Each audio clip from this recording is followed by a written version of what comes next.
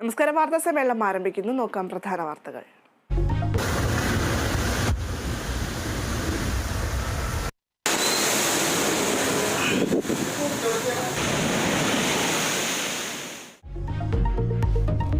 തിരുവനന്തപുരത്തും കൊല്ലത്തും കടലാക്രമണം രൂക്ഷം. 5 തെങ്ങിൽ വീടുകളിൽ വെള്ളം കയറി. കൊല്ലം മുണ്ടക്കലിൽ ഉൾപ്പെടെ രൂക്ഷമായ കടലാക്രമണം.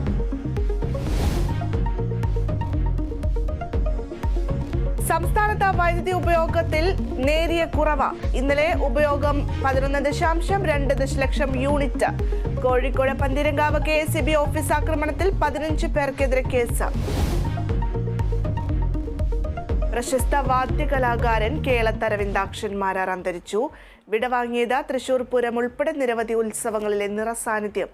45 വർഷത്തിലേറെ ഇലഞ്ഞിത്തറ മേളത്തിൽ പങ്കെടുത്ത കലാകാരൻ.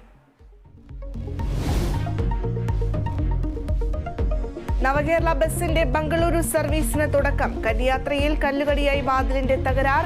ബത്തേരി ഡിപ്പോയിൽ തകരാർ പരിഹരിച്ചു. ആദ്യ സർവീസിനോട് മികച്ച പ്രതികരണം.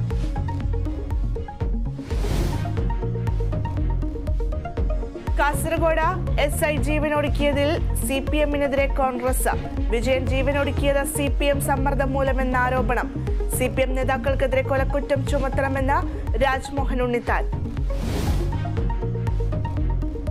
IPL-ൽ ഇന്ന് 2 മത്സരങ്ങൾ. ആദ്യ മത്സരത്തിൽ പഞ്ചാബ് ചെന്നൈ നേരിടും.